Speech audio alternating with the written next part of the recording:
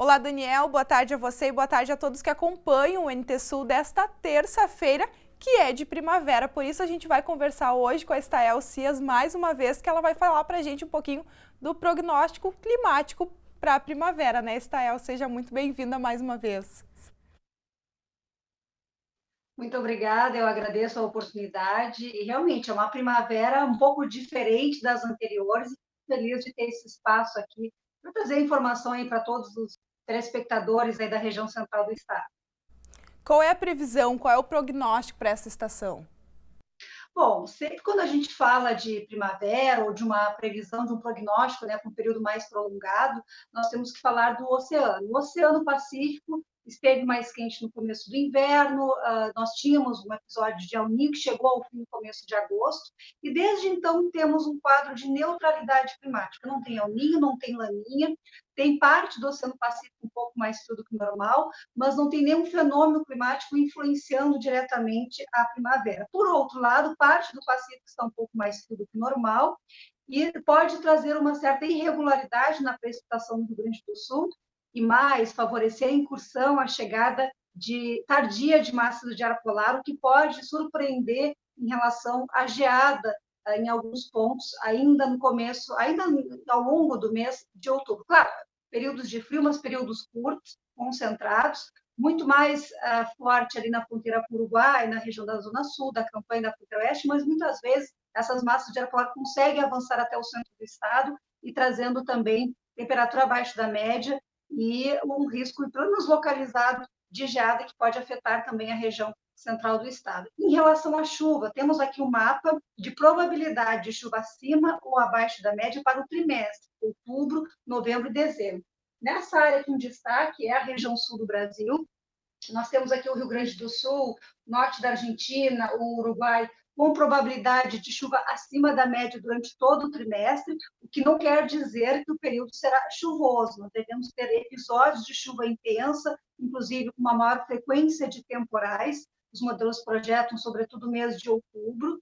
Então, esses vários episódios de chuva, quando a gente somar no final do mês ou do trimestre, a chuva, o volume, a quantidade vai superar a média histórica deste período de primavera. Mas o que a gente deve observar ao longo da estação, o começo dela com uma maior frequência de chuva e temporais, uma diminuição da chuva, uma irregularidade na distribuição da chuva ali em novembro e dezembro, com expectativa de maiores períodos de tempo seco, por exemplo. Aqui não tenho, coloquei até um mapa do mês de outubro, os modelos projetando um mês de outubro no Rio Grande do Sul, principalmente áreas do centro e norte, aqui em Lilás, com volumes bem acima da média. Não quer dizer que o mês de outubro, os 31 dias, serão chuvosos, mas poderíamos ter episódios bem importantes de precipitação e que no final do mês podem trazer aí o volume acima da média. E com a atmosfera um pouco mais fria, como há risco, há potencial dessas ondas de frio tardias, o risco de granizo, como a gente verificou ainda na semana passada, de terça para quarta-feira, nós tivemos 70 cidades com queda de granizo no Rio Grande do Sul. Dia 31 de agosto, Panambi teve aquela situação terrível, foram muitas casas destruídas por um granizo até de um diâmetro maior. Então, o granizo nesta primavera ele tem uma probabilidade maior de ocorrer em relação à primavera de anos anteriores. Então, em relação às chuvas temporais, acho que esses são os destaques mais importantes. Acredito que para o setor agrícola, a chuva a mais frequente em outubro, ela vai encher arroz, mananciais, açudes e dar suporte, né, para o desenvolvimento da lavoura nos meses seguintes. Não chega, acredito que não chega a ser um problema. O problema, sim, os temporais, né, o granizo principalmente e o risco aí de vendavais também associado a essas oscilações de temperatura que são típicas na primavera, mas com esse frio tardio, essa diferença, esses contrastes de temperatura podem ser até maiores do que o comum, né, do que o corriqueiro. Pensando aqui em Cachoeira do Sul, a gente tem a recomendação do IRGA que o plantio do arroz ele comece já no iniciozinho de outubro e vá no máximo até a segunda quinzena de novembro. Então, de repente, esse excesso de chuva pode ser aí que acabe atrasando o plantio do arroz, neste caso. É algo a se pensar, e falando especificamente do arroz, o arroz também tem uma sensibilidade com a temperatura abaixo de 15 graus, muitas vezes pode dificultar um pouco aí o desenvolvimento da lavoura, e esse é um ano muito favorável a uma maior frequência de dias com temperatura abaixo de 15 graus. Não é um ano de laninha, que isso muitas vezes acontece, mas como o Pacífico, em parte, está um pouco mais frio do que o normal, é possível que a gente tenha ainda em novembro alguns dias de temperatura um pouco mais baixa. Então, para o arroz, realmente pode significar, primeiro desafio, a questão da chuva, realmente, que pode trazer inundações até para algumas áreas, embora isso seja regionalizado, não acredito assim, inundação generalizada no Rio Grande do Sul, mas, de fato, a chuva inicialmente e o frio tardio podem ser dois desafios aí, principalmente para a lavoura do arroz. A soja acaba ficando um pouco mais protegida disso, porque o ciclo é um pouco mais tarde, né? É possível retardar um pouco o início do plantio, mas realmente o arroz pode encontrar alguma dificuldade devido à chuva e também à temperatura. Você falou, infelizmente, das previsões de granizo. Recentemente, a gente também teve ocorrência, incidência de raios. E isso deve permanecer aí, seguir na primavera? Bom tu ter lembrado disso, porque a primavera é um período de transição, é um período em que a chuva ela é oriunda ainda de frentes frias, de ciclones, mas de outros fenômenos que são gerados pelo contraste de temperatura. E muitas vezes o que acontece? Uma instabilidade forte se forma ali no norte da Argentina, sul do Paraguai, e depois é trazida, arrastada pelo vento e se espalhando pelo Rio Grande do Sul.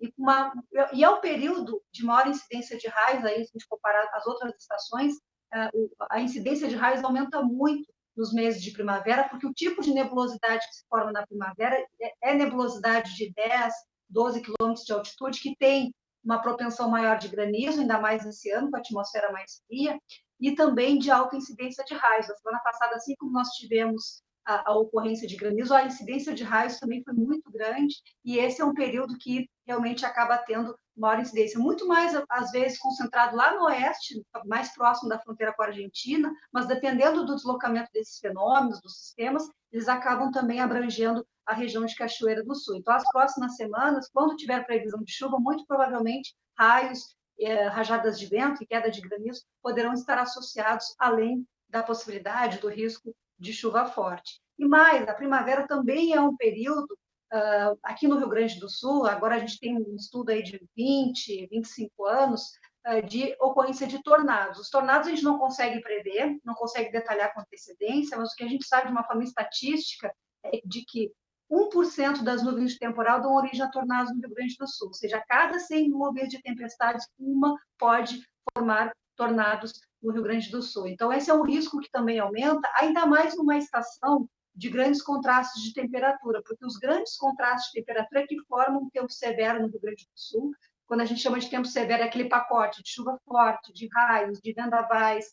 Muitas vezes nem é tornado, mas é um vendaval numa intensidade e uma capacidade de destruição que as pessoas até já associam, acham que foi um tornado. Então, esses contrastes de temperatura geralmente representam um risco aqui no Rio Grande do Sul, que já é uma região de transição climática. Então, o começo da primavera, eu acredito, principalmente o mês de outubro, um período em que a gente vai trazer muitos alertas aí de curto prazo associados a esse tipo de fenômenos. Eu sei que quanto mais distante a gente está da estação, mais difícil é de prever, né? Agora você acabou de dar aí os detalhes logo desse prognóstico da primavera. Mas a gente sabe que quem está planejando, quem está começando aí uma lavoura, uma safra, seja ela, né, de arroz, soja ou outra cultura, já tem que pensar lá no verão, porque é quando vai estar em desenvolvimento ainda. O que a gente tem de previsão para o verão, Estael? De fato, a gente pode mudar bastante até lá, e quem está nos assistindo, já dá para fazer um planejamento, mas leve isso em conta, né? Quando tiver uma decisão importante para a sua lavoura, atualize esse prognóstico. Hoje, recém 23 de setembro, até o verão, aí tem muita coisa para acontecer e às vezes muda mesmo. Mas o que a gente tem hoje de cenário para esse verão é um verão mais próximo do normal, porque a agricultura gaúcha veio num cenário aí de conforto, né? Os últimos 6, 7 verões, alguns com El Ninho, outros sem El Ninho, mas a maioria deles, em relação à chuva, a chuva foi bem distribuída, ou pelo menos choveu, deu sorte de chover muitas vezes na hora certa. Então, tivemos aí uma sequência longa de verões muito bons, confortáveis para o setor agrícola, que trouxe e favoreceu super safras, inclusive. Então, o que eu vejo para esse verão, não tem nenhum fenômeno que vai trazer seca ou estiagem, pelo menos agora não tem nenhum modelo ou vetor indicando isso, mas um verão mais próximo do normal. E o normal do nosso verão é aquela chuva falhada, é a chuva irregular, muitas vezes o intervalo entre uma chuva e outra é de 15 a 20 dias. E se acontecer desse intervalo, dessa pequena estiagem acontecer justamente no período mais sensível da soja, isso pode representar aí uma diminuição, né, no rendimento da safra. Então, o que eu diria é isso, não vai ser um verão tão confortável como foram os anos anteriores, nós vamos ter que lembrar o que é o verão típico gaúcho, os desafios de um verão típico. Então, acredito que é em relação a isso que o agricultor tem que estar preparado, porque a distribuição da chuva ela não vai ser tão boa como foi em anos anteriores. Esse é o sinal que nós temos para o verão, ondas de calor intensas, que muitas vezes trazem um estresse maior também para a planta. Aliás, novembro e dezembro, ainda dentro da primavera, já poderemos ter ondas de calor intensa, porque a chuva começa a mudar a partir de novembro e dezembro, ainda dentro da média, talvez acima do Rio Grande do Sul, mas começa a ter um espaçamento entre uma e outra já maior entre novembro e dezembro, e aí os meses de verão com essa possibilidade aí de uma condição mais típica, muitas vezes a chuva falhada dentro de uma lavoura, chovendo bem numa parte, faltando a chuva em outra. Por enquanto, esse é o cenário que se desenha para o verão. Não é um verão ruim, mas é um verão típico e a gente vai ter que lembrar aí das nossas condições, dos desafios que a gente sempre enfrentou aí no setor agrícola para o verão gaúcho. E como vai chover bem na primavera, principalmente em outubro, acredito que os açudes estarão cheios, os arroios, e isso pode ajudar aí uma necessidade, por exemplo, de irrigação para atenuar os efeitos deste verão, que não deve ser tão bom como os anteriores. É reservar e armazenar o máximo possível de água, né? Esse é o caminho, né? A gente traz a informação com antecipação justamente para que, na medida do possível, a gente sabe que nem sempre é fácil, né? Buscar se organizar com o que tem aí em mãos. Então, outubro, novembro, dezembro, a chuva vai acontecer, então, na medida do possível, armazenar, economizar essa água para que ela possa ser usada aí nos meses de verão. Tá bem, então, e que esperamos, muito obrigada pelas informações, Estel, esperamos que toda essa tua previsão aí de temporal, de granizo na primavera não se confirme. Tudo bem, eu entendo, a gente torce contra às vezes mesmo, porque a gente é meteorologista, mas a gente sofre também com granizo, a minha casa já foi destelhada, já passei por várias situações também, mas é a condição, né, típica dessa época do ano, a gente tem que estar preparado, monitorando, acompanhando, então o que a gente puder fazer para alertar, para avisar e as pessoas para que possam se proteger, a gente vai fazer, mas se não acontecer, melhor, né, que seja assim. Tá bom, então muito obrigada pela tua participação aqui no NT Sul mais uma vez. Eu que agradeço e uma boa primavera a todos. Que seja uma primavera bem colorida, Daniel, para todos nós, né? Esse foi o prognóstico para a primavera e a gente espera aí, como eu falei, que o granizo não venha. Infelizmente, né, a gente já divulgou aqui, já relatou tantas perdas em tantas residências. E quem aí está falando, está reclamando do frio, parece que logo vai estar com saudade dele. Eu volto com você.